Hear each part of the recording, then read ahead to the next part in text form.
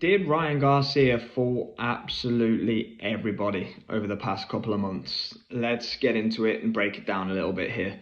For me, the biggest person he fought was Devin Haney, and Bill Haney and Eddie Hearn and anybody who's associated to Devin Haney's team. For me, there were various things out there, red flags as to why Garcia was absolutely fine, was mentally stable, was completely as he has been in any other fight.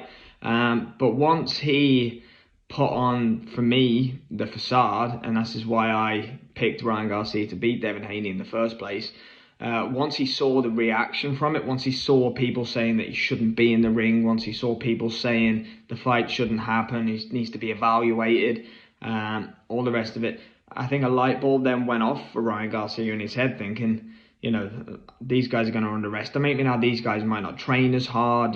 This is Devin Haney. Haney might not train as hard. He's probably thinking in the back of his head, I'm not going to turn up to the fight, or I'm going to do something silly during the fight. And for me, he's played an absolute blinder.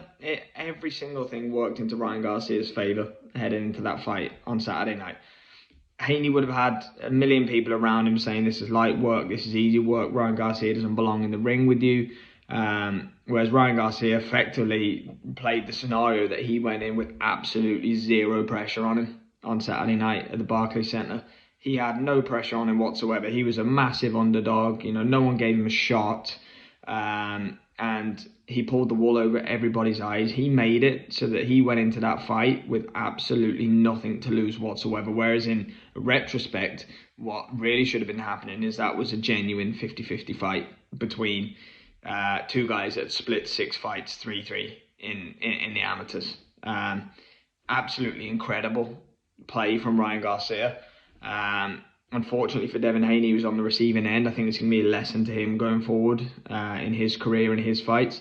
Do not judge a book by its cover. Make sure that you prepare for all scenarios because it evidently looked like, although Garcia was great and although he had the weight advantage and Haney was at a discrepancy, it wasn't a typical Devin Haney performance. He got stung in the first round, and after that he looked okay. But then once Garcia dropped him for the first time, that was it. It was kind of done. So for me, Ryan Garcia has played one of he's played us all like a fool for the last couple of months. I expect to see a change in his demeanour, perhaps heading into different fights, or maybe he's going to stick with it. Maybe it's a great act. He's now playing the heel. I think he thrives in that scenario. Yeah, it's going to be very interesting to see what happens next for Ryan Garcia on the back of what I think may be one of the biggest and best parts of acting that we've ever seen in a lead up to a huge boxing fight. So let's see what happens next.